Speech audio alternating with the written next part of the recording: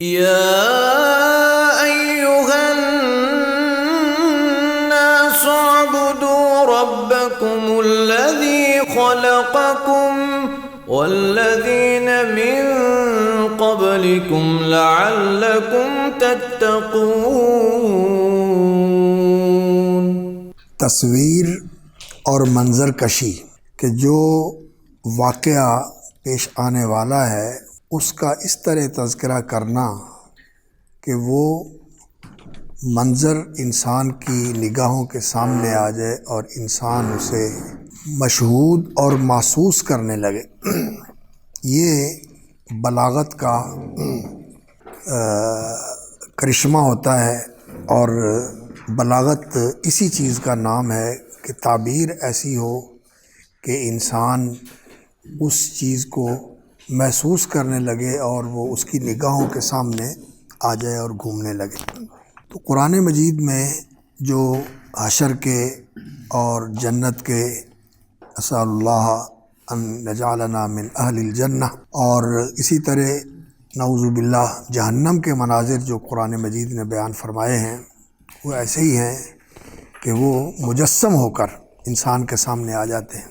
تو اوپر منظر بیان ہوا تھا مکذبین کے انجام کا یا ان کی بد انجامی کا، کہ جنہوں نے اس یوم الفصل کی تکذیب کی اور اس کے دلائل کو نظر انداز کیا اور کبھی ان پہ عبرت کی نگاہ نہ ڈالی اور ہمیشہ وہ اس سے بے خبر اور نچنت رہے، کبھی یاد بھی نہیں کیا اسے، خیال بھی نہیں آیا اس کا، ان کو جو کچھ پیش آنے والا ہے اس کا منظر اللہ رب العزت نے بیان فرمایا۔ اور اس کے بعد جو دوسرا منظر ہے وہ ان لوگوں کا ہے جو اس دن کو یاد رکھ کے یہاں تقوی کی زندگی گزارتے ہیں۔ اور تقوی یہ اللہ کے خوف سے اور اللہ کی پکڑ کے ڈر سے انسان کا بہت ہی احتیاط والی زندگی گزارنا، پرحذر ہو کر زندگی گزارنا، کہ اللہ کی ناراضگی کے ہر راستے سے بچے، ہر کام سے بچے، اس کی فرما برداری کرے اور اللہ رب العزت سے ہمیشہ ترساں رہے، لرزاں رہے، ڈرتا رہے، کانپتا رہے کہ وہ مجھے دیکھ رہا ہے اور میں نے اس کے سامنے پیش ہونا ہے اور ہر وقت میں اس کی گرفت میں ہوں اور کبھی بھی میں اس سے کہیں بھی میرے لیے اس سے بھاگنے کی جگہ نہیں اور بچنے کی جگہ نہیں۔ یہ احساس اور شعور جو ہے ہر وقت جو انسان کے اوپر طاری رہے، یہ تقویٰ ہے۔ اور علماء یہ کہتے ہیں، جیسے شیخ الاسلام ابن تیمیہ رحمۃ اللہ علیہ نے فرمایا، فعل المامور و ترک المحظور، تقویٰ یہی ہوتا ہے کہ انسان جو اللہ کا حکم ہے اسے پورا کرے اور جس چیز سے اللہ نے روک دیا ہے اس سے باز رہے۔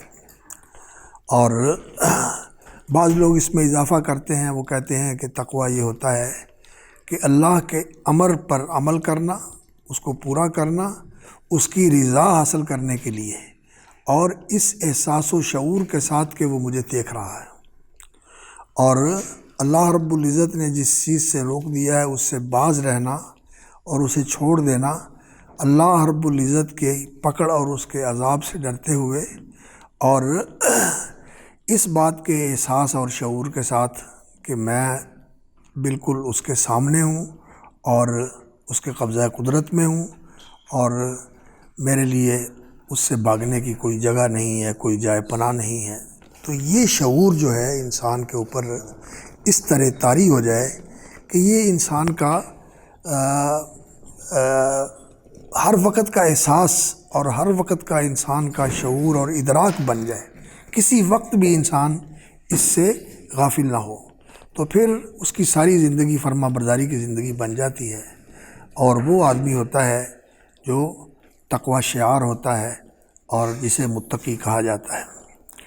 اور اللہ رب العزت نے قرآن مجید میں اس تقوی کے بارے میں بہت زیادہ تاکید بھی فرمائی کہ اس کا حکم جگہ جگہ اللہ رب العزت نے دیا ہے، اور ان کی صفات بھی بیان فرمائیں، ان کے اوصاف بھی ذکر فرمائے اور ان کی جزا بھی ذکر فرمائی۔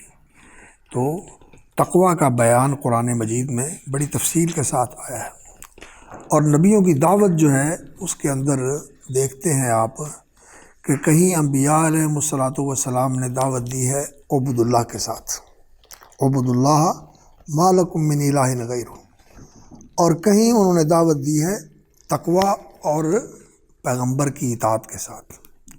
سورۃ الشعراء کے اندر سورہ الاعراف اور سورہ ہود، ان میں انبیاء علیہ الصلوۃ والسلام کی دعوت جو ہے وہ عبد اللہ کے ساتھ آئی ہے، عبد اللہ ما لکم من الہ غیرہ۔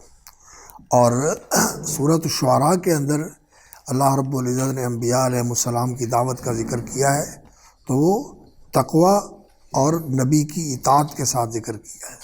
کذبت قوم نوح المرسلین اذ قال لهم اخوهم نوح الا تتقون انی لکم رسول امین الا تتقون انی لکم رسول امین فاتقوا اللہ واطیعون انی لکم رسول امین فاتقوا اللہ واطیعون۔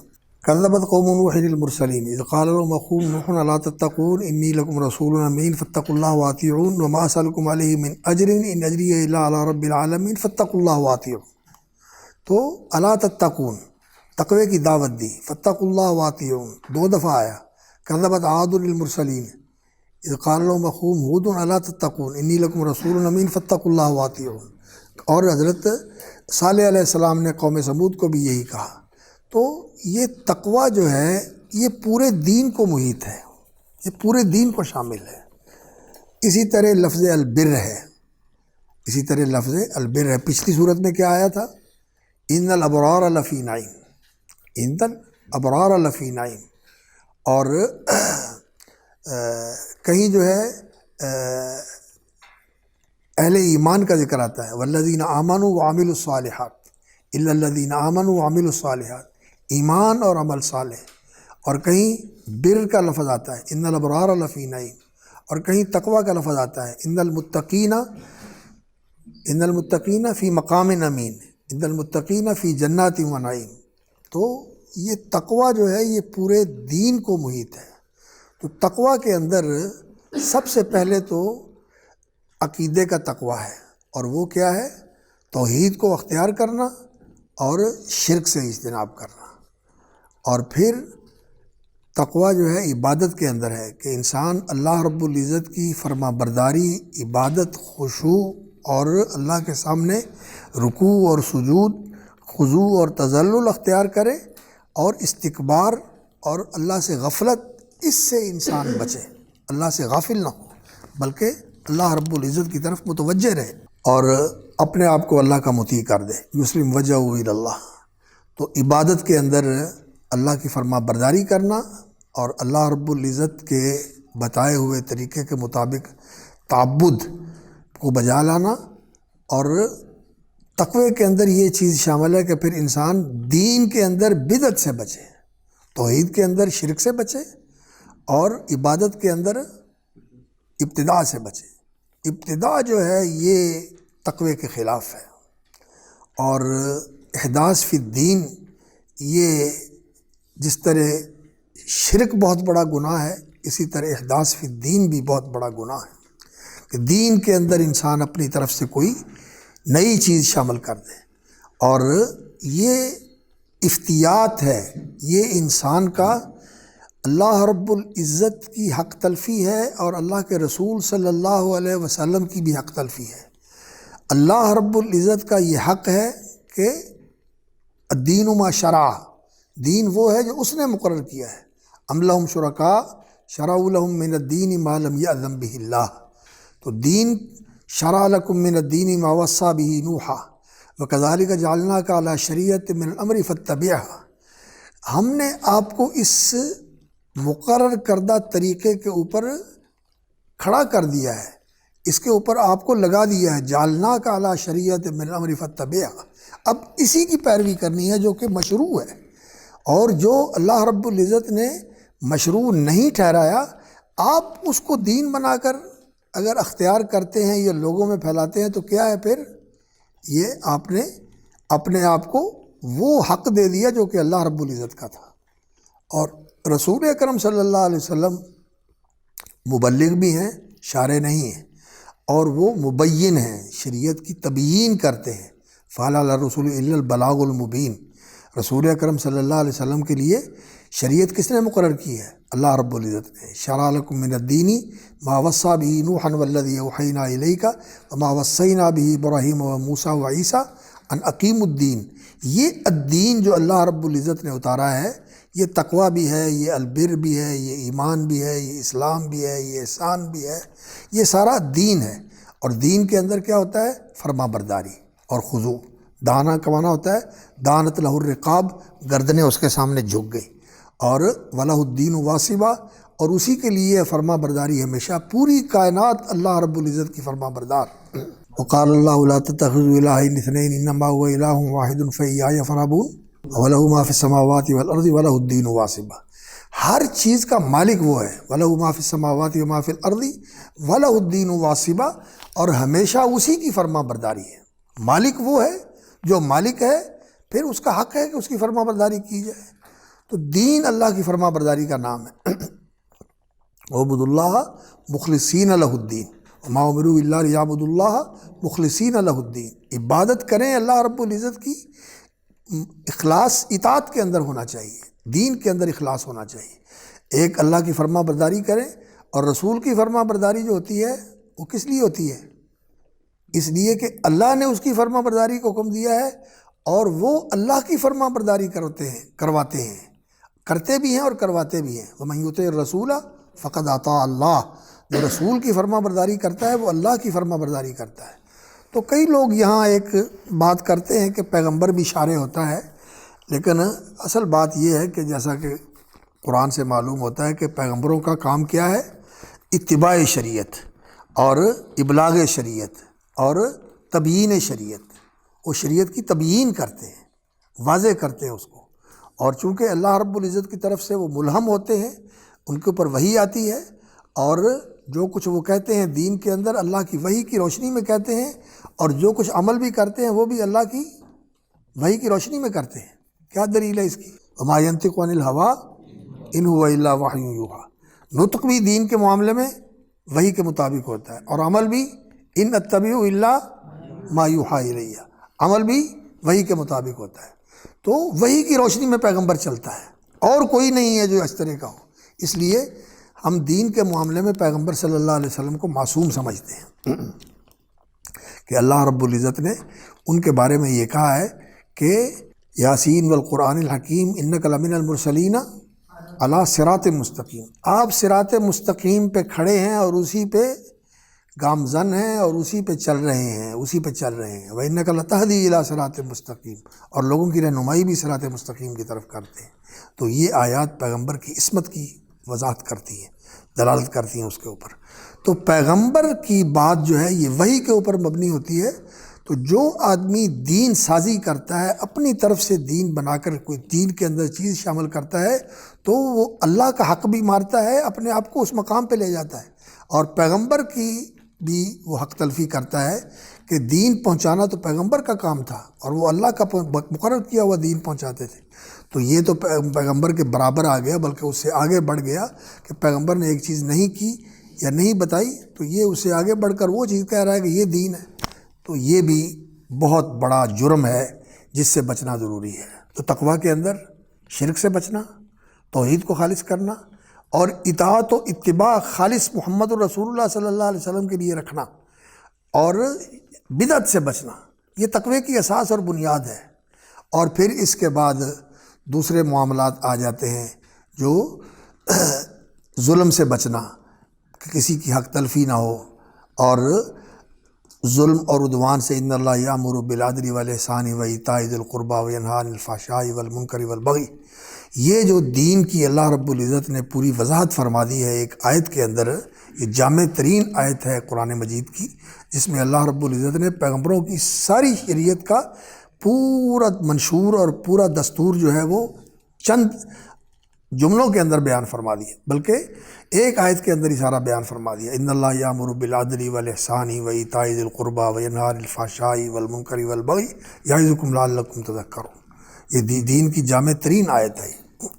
تو شرک اور بدعت جو ہے یہ تقوی کے خلاف ہے، اور یہ میں اس لیے کہہ رہا ہوں کہ آج ہمارے معاشرے کے اندر شرک کی سنگینی اور بدعت کی سنگینی جو ہے یہ آہستہ آہستہ آہستہ آہستہ جو ہے نا یہ لوگوں کی نظر میں بے حیثیت ہوتی جا رہی ہے۔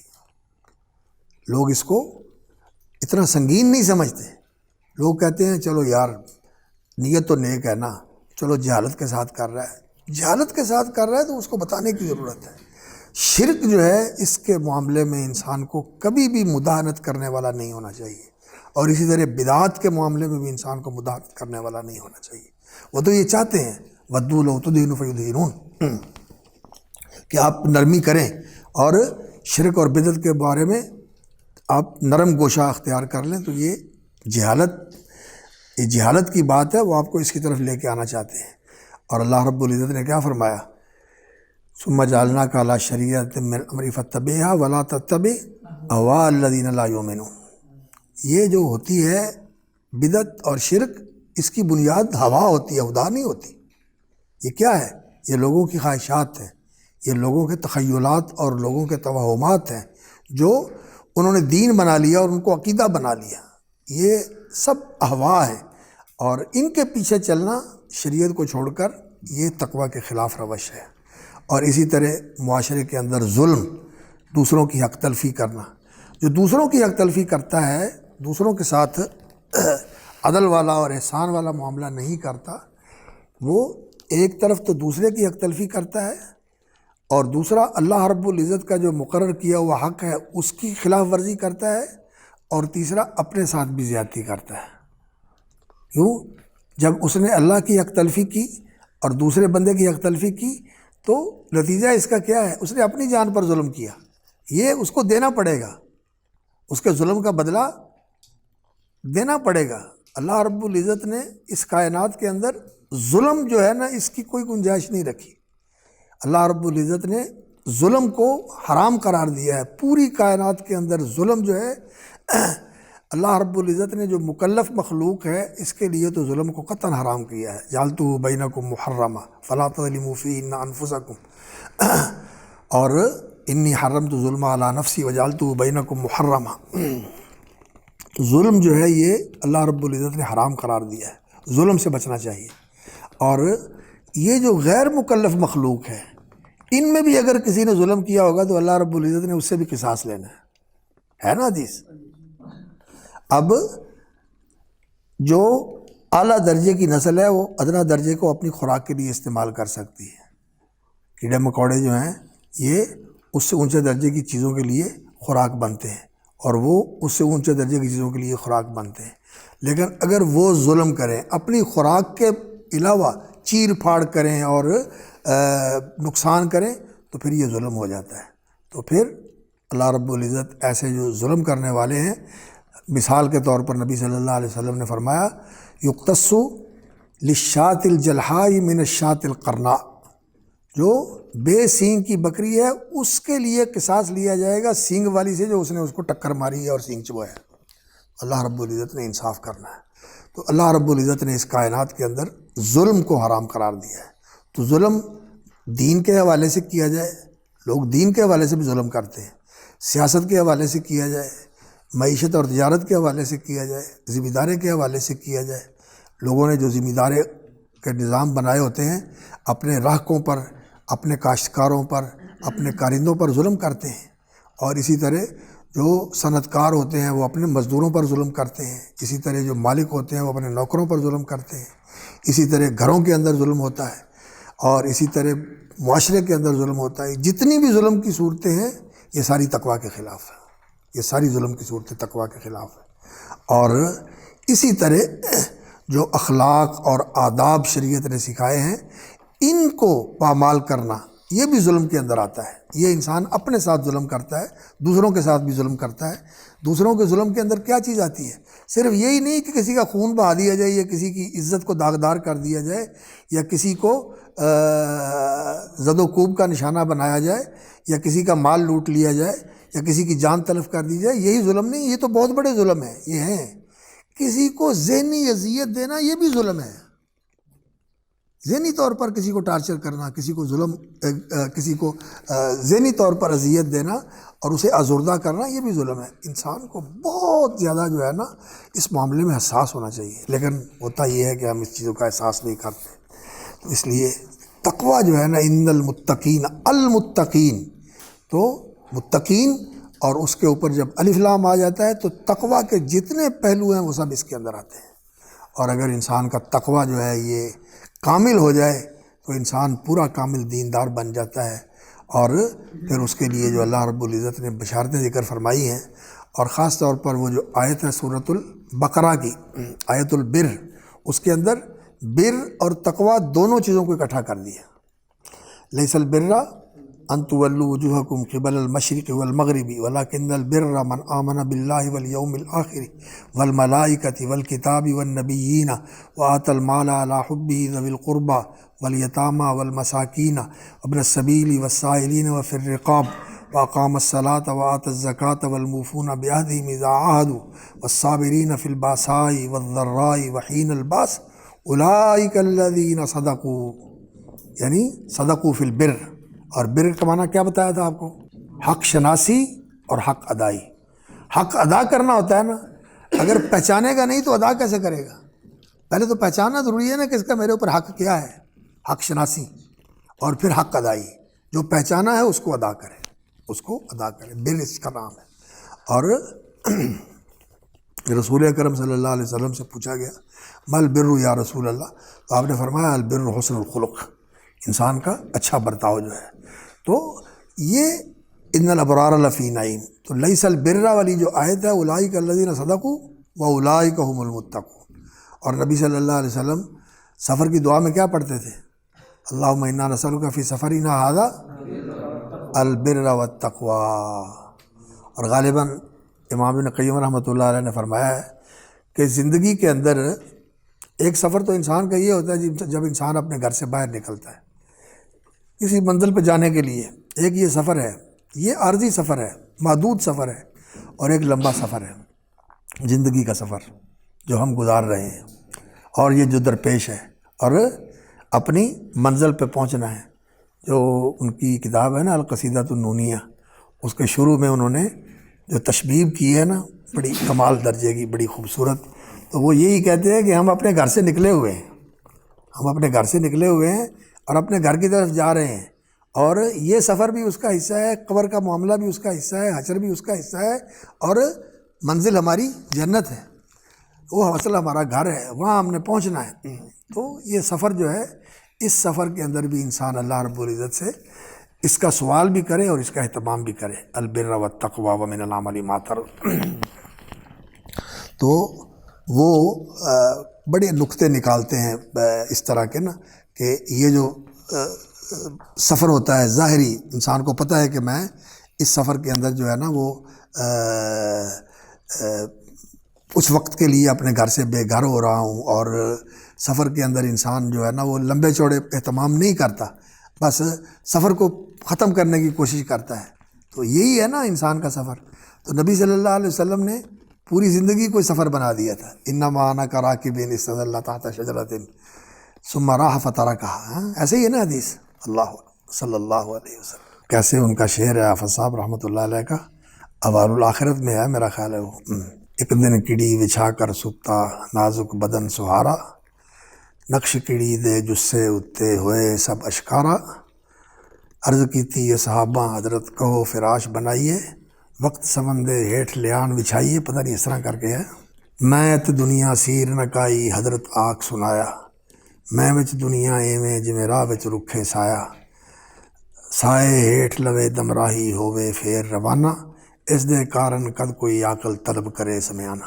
یہ رسول اکرم صلی اللہ علیہ وسلم کا اسوہ ہے، جو ہم سب کے لیے اسی چیز کی دعوت دیتا ہے کہ زندگی کے سفر کو انسان سفر ہی سمجھے۔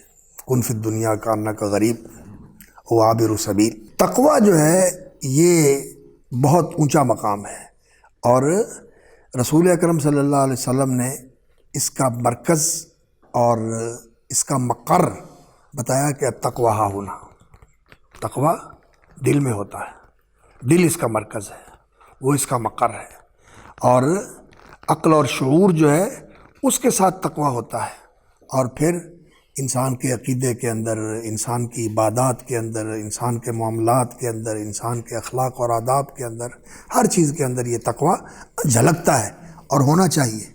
اور پھر ایسے لوگوں کے لیے اللہ رب العزت نے جو انعامات رکھے ہوئے ہیں اس دنیا کے اندر بھی، سورۃ الطلاق کے اندر اللہ رب العزت نے تقویٰ کا ذکر فرمایا۔ معاشرت کے اندر میاں بیوی کے جو تعلقات ہیں، جب اختلاف ہو جاتا ہے، نوبت طلاق تک آ جاتی ہے، تو وہاں بار بار کیا کہا ہے؟ وَمَن يَتَّقِ اللَّهَ وَمَن يَتَّقِ اللَّهَ وَمَن يَتَّقِ اللَّهَ۔ وہاں آ کر لوگ سب سے زیادہ جو ہے نا ظلم کرتے ہیں۔ جب پیار ہوتا ہے تو پھر تو بہت زیادہ نرمی ہوتی ہے اور بہت زیادہ لاپرواہی ہوتی ہے اور نظر انداز کرتا ہے انسان، اور جب اختلاف ہو جاتا ہے تو پھر سارا کچھ ہی بھول جاتے ہیں اور پھر ظلم زیادتی کے اوپر اتر آتے ہیں، اور پھر وہ ساری چیزیں جو ہے نا وہ نظر انداز کر دیتے ہیں۔ نہیں، پیار میں بھی انسان کو تقویٰ رکھنا چاہیے، اور جب اختلاف ہو جائے تو پھر بھی انسان کو تقویٰ ہی ملحوظ رکھنا چاہیے، اور تقوی سے انسان کو تجاوز نہیں کرنا چاہیے، تقوی والا معاملہ ہی کرنا چاہیے۔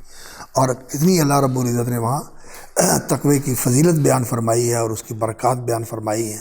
من یتق اللہ یجعل لہ مخرجا ویرزقہ من حیث لا یحتسب ومن یتوکل علی اللہ فہو حسبہ من یتق اللہ یجعل لہ من امرہ یسرا ویکفر عنہ سیئاتہ ویعظم لہ اجرا۔ تو یہ دنیا کے اندر اللہ رب العزت نے تقوی کا صلہ لکھا ہوا ہے۔ وَلَوْ أَنَّ أَهْلَ الْقُرَىٰ آمَنُوا وَاتَّقَوْا لَفَتَحْنَا عَلَيْهِمْ بَرَكَاتٍ مِّنَ السَّمَاءِ وَالْأَرْضِ۔ ایمان اور تقوی تو دنیا کے اندر اس کی برکات اور معاملات میں آسانی اور خیر و برکت، اللہ رب العزت کی طرف سے مدد، اور آخرت میں گناہوں کا کفارہ، دنیا میں بھی گناہوں کا کفارہ ہو جاتا ہے۔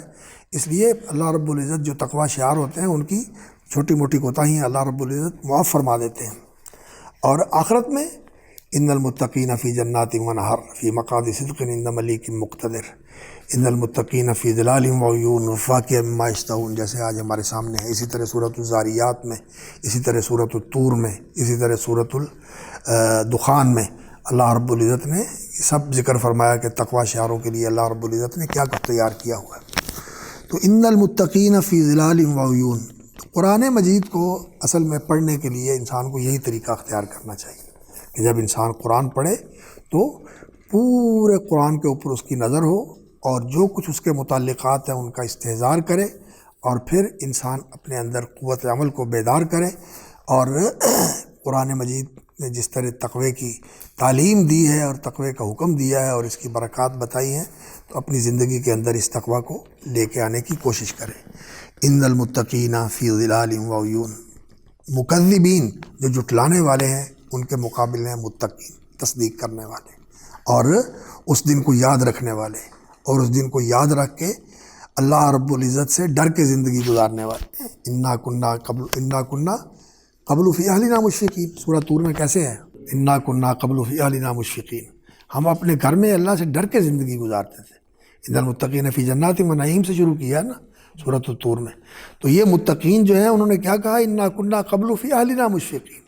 اور اللہ اکبر، والذین یؤتون ما آتوا وقلوبہم وجلۃ انہم الی ربہم راجعون اولئک یسارعون فی الخیرات وہم لہا سابقون، ان کے دل ڈرتے رہتے ہیں، وجلت قلوبہم۔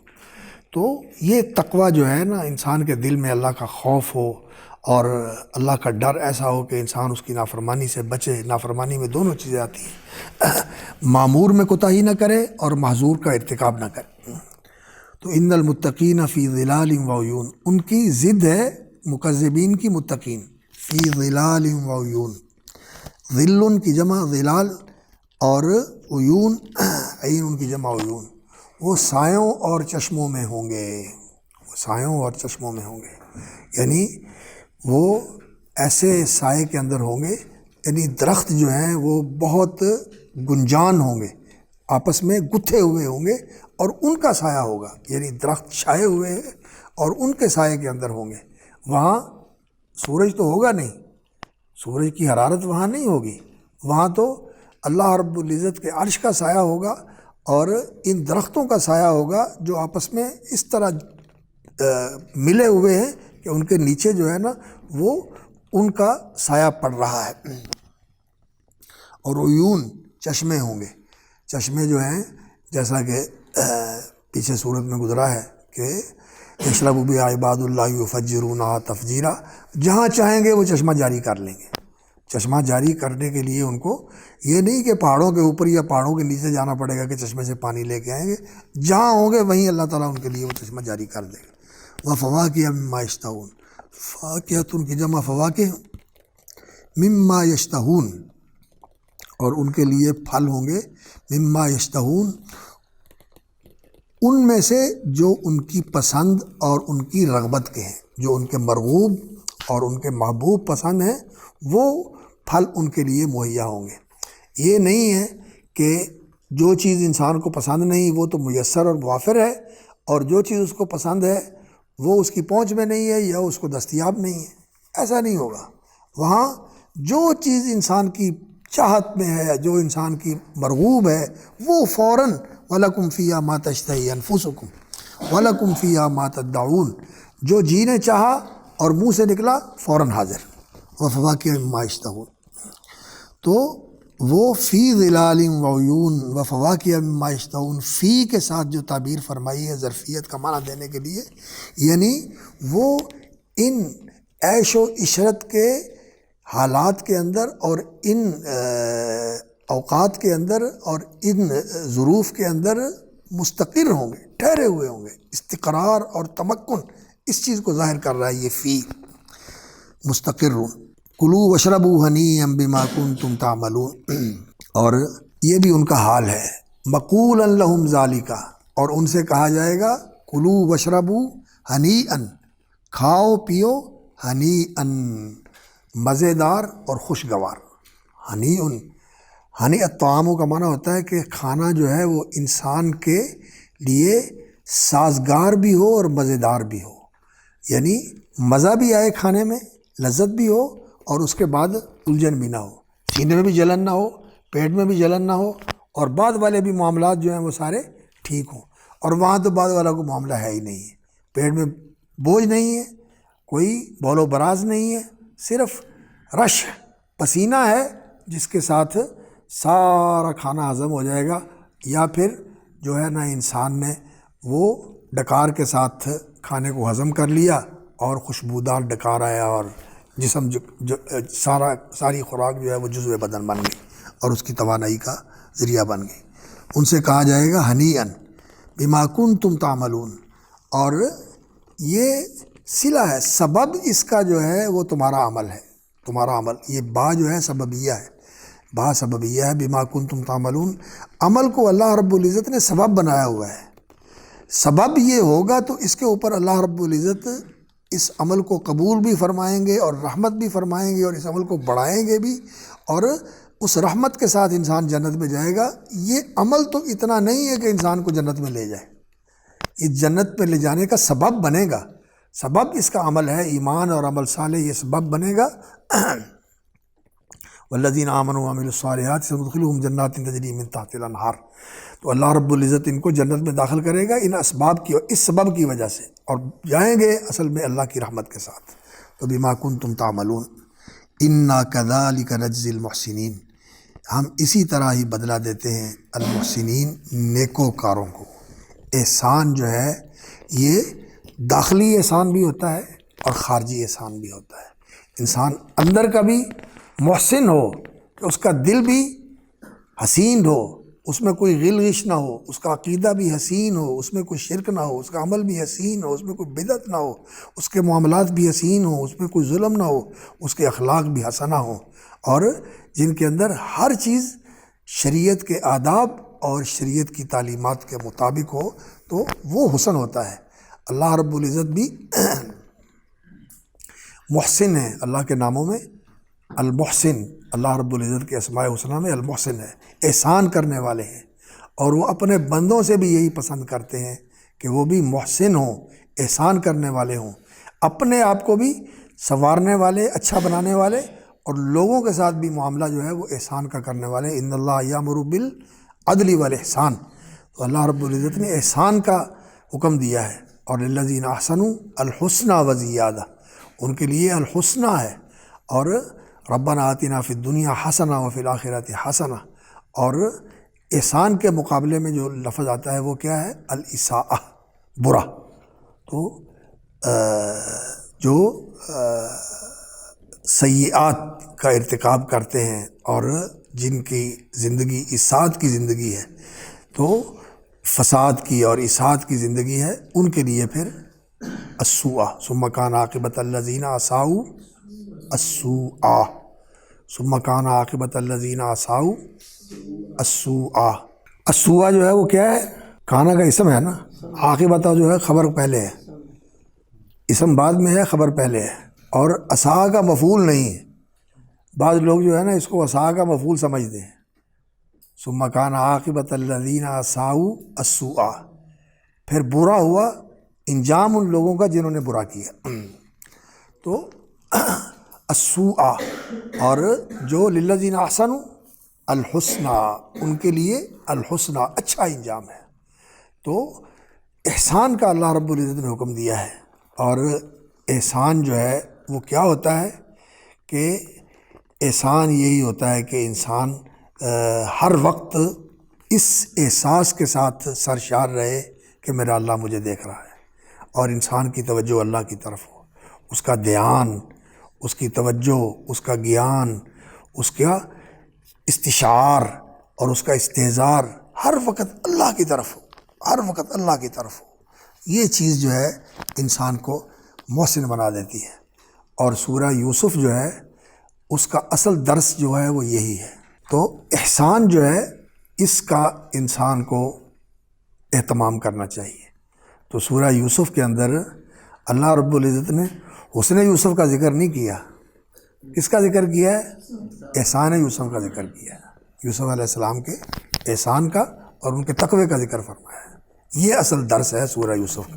وَيْلٌ يَوْمَئِذٍ لِّلْمُكَذِّبِينَ، تو ساتھ اس کے ان کا انجام ذکر فرما کے متقین اور محسنین کا اللہ رب العزت نے ان کو بھی یاد دلایا کہ جو تکذیب کرنے والے ہیں ان کے لیے اس دنیا کے اندر لوگ اصل میں یہ تھے کہ وہ یہ سمجھتے تھے کہ یہ جو مسلمان ہیں، یہ جو دین والے ہیں، ان کو دنیا میں کیا ملا ہوا ہے؟ تنگ دستی ہے، مفلوق الحالی ہے، پریشانی ہے، جو تگڑے ہیں وہ ان کے اوپر ظلم کرتے ہیں، ان کے پاس بھی کچھ نہیں ہے، کمزور لوگ ہیں، نادار لوگ ہیں۔ ما نراک اتبعک الا الذین هم اراذلنا بادی الرأی، اور کیا سورۃ الشعراء میں کیسے ہے؟ فاتقوا اللہ واطیعون قالوا یا نوح لئن لم تنتہی عما یقول، کیسے ہے؟ کذبت قوم نوح واتبعک الارذلون، تو ارذلون، ہاں، انؤمن لک واتبعک الارذلون، رذیل، گھٹیا لوگ، یہ آپ کے پیروکار ہیں، تو ان کو وہ کمتر سمجھتے ہیں۔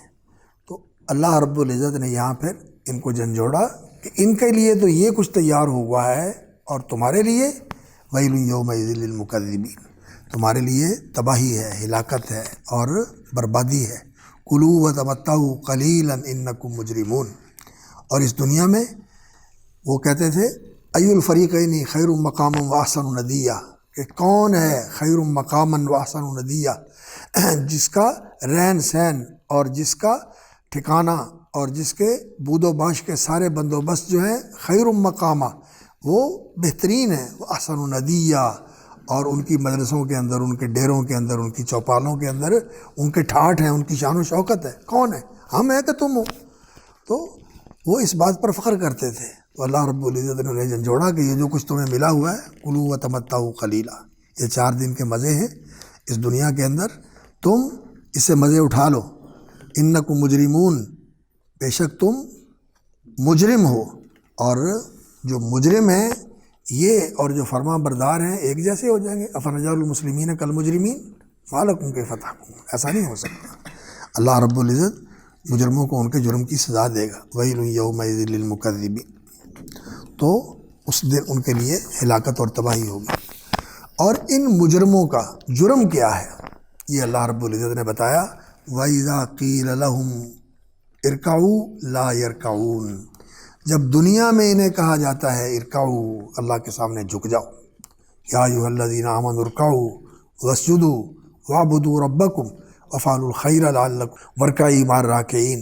रुकू अल्लाह के सामने झुकने का नाम है। इख़बात भी इसी तरह का लफ्ज़ है, इसका माना अल्लाह के सामने झुक जाना होता है, अल्लाह के सामने आजिज़ी और न्याज़मंदी का इजहार करना होता है।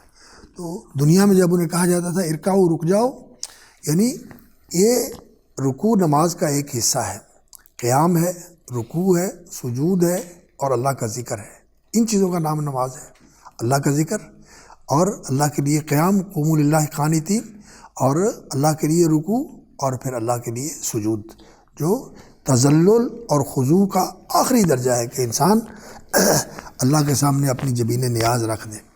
तो वो सजदा नहीं करते थे, रुकू नहीं करते थे, नमाज नहीं पढ़ते थे। क़ालू लम नकु मिनल मुसल्लीन, पीछे सूरतुल मुद्दस्सिर में गुजर चुका ना। अनिल मुजरिमीन फ़ी जन्नातिन यतसाअलून अनिल मुजरिमीन मा सलककुम फ़ी सक़र क़ालू लम नकु मिनल मुसल्लीन। उन मुजरमों से पूछेंगे और वो अपना जुर्म क्या बताएंगे, लम नकु मिनल मुसल्लीन लम नकु नुतइमुल मिस्कीन, मिस्कीनों पर रहम नहीं करते थे और अल्लाह के लिए नमाज नहीं पढ़ते थे। तो ये बहुत बड़ा जुर्म है, बहुत बड़ा जुर्म है। और सहाबाए किराम इस जुर्म को कुफ़र ही करार देते थे। और उलमा ने ये लिखा है कि कुफ़र उस आदमी का होता है जो तारके नमाज हो कि उसने कभी कोई नमाज नहीं पढ़ी, जो कभी पढ़ता है कभी नहीं पढ़ता, कभी सुस्ती कर लेता है, कभी पढ़ लेता है, कोई पढ़ लेता है, कोई छोड़ लेता है, ये उस दर्जे में नहीं है जिस दर्जे में वो आदमी है। हाफ़िज़ इब्न क़य्यिम रहमतुल्लाह अलैह ने किताब लिखी है किताबुस सलात, उसमें उन्होंने इस मौजू पर बड़ी तफसील से लिखा है। बाज़ उलमा तो यही कहते हैं कि एक नमाज भी जिसने छोड़ दी वो काफ़िर हो गया। ये बात तो सही है कि उसने कुफ़र वाला काम किया, नमाज छोड़ना किसका काम है, काफ़िरों का, कुफ़र वाला उसने काम किया, लेकिन वो काफ़िर खारिज मिनल मिल्ला हो जाता है, इसमें फिर उलमा का इख्तिलाफ है।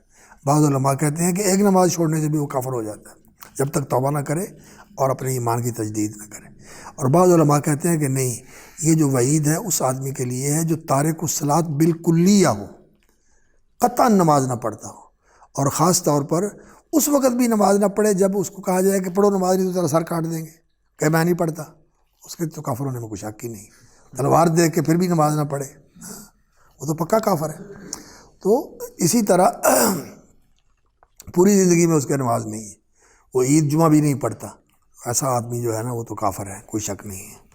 और अलमिया की बात ये है कि इस वक्त ऐसे लोग हमारे मुआशरे में थोड़े नहीं हैं, बहुत कसरत के साथ मुआशरा बेनमाज है।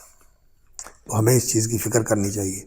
फतवा लगाने के लिए तो इंसान को इतना दिलेर नहीं होना चाहिए, बहुत मोहतात होना चाहिए, लेकिन जो सूरत हाल है ये इंसान को ऐसा हसास बनाती है कि इंसान को लोगों को नमाजी बनाने के लिए बहुत ज़्यादा कोशिश करनी चाहिए कि ख़ुद भी नमाज का एहतमाम करें और लोगों को भी इसकी तरफ लेके आए। वैलुन यौमइज़िन लिलमुकज़्ज़िबीन फ़बिअय्यि हदीसिन बअदहु युमिनून। ये कुरान, ये अल्लाह का कलाम, अल्लाहु अकबर, ये इंसान के पास आ गया और ये पढ़ के सुनाया जा रहा है। सहाबा को तो रसूलुल्लाह सल्लल्लाहु अलैहि वसल्लम ने पढ़ के सुनाया, नबी सल्लल्लाहु अलैहि वसल्लम को जिब्रील अमीन ने पढ़ के सुनाया, जिब्रील को अल्लाह रब्बुल इज़्ज़त ने सुनाया और उन्होंने अल्लाह रब्बुल इज़्ज़त से सुना। बिहरफिन व सौतिन, हमारा अक़ीदा क्या है, बिहरफिन व सौतिन, अल्लाह रब्बुल इज़्ज़त का ये कलाम, ये नहीं कि जिब्रील ने उससे तर्जुमानी की और अल्लाह रब्बुल इज़्ज़त ने उसको इल्क़ा कर दिया, नहीं, बिहरफिन व सौतिन, अल्लाह का कलाम सुना और आकर फिर नबी सल्लल्लाहु अलैहि वसल्लम को भी बिहरफिन व सौतिन, और नबी सल्लल्लाहु अलैहि वसल्लम ने भी फिर आगे बिहरफिन व सौतिन, और फिर उसी तरह ये सिलसिला चला आ रहा है। वबिअय्यि हदीसिन बअदहु युमिनून। तो इस हदीस के बाद किस चीज़ पर वो ईमान लाएंगे, अल्लाह की बात आ गई और इससे बेहतर किसकी बात होगी। अस्दकुल हदीस किताबुल्लाह व अहसनुल कलामी कलामुल्लाह। इतना खूबसूरत और इतना सच्चा और इतना अज़ीमुश्शान और इतना शान व शौकत वाला ये इंसान को झंझोड़ने के लिए मौजूद है, और फिर इंसान के ऊपर असर ना हो, तो ऐसा इंसान नहीं है, वो इंसान के रूप में जानवर है।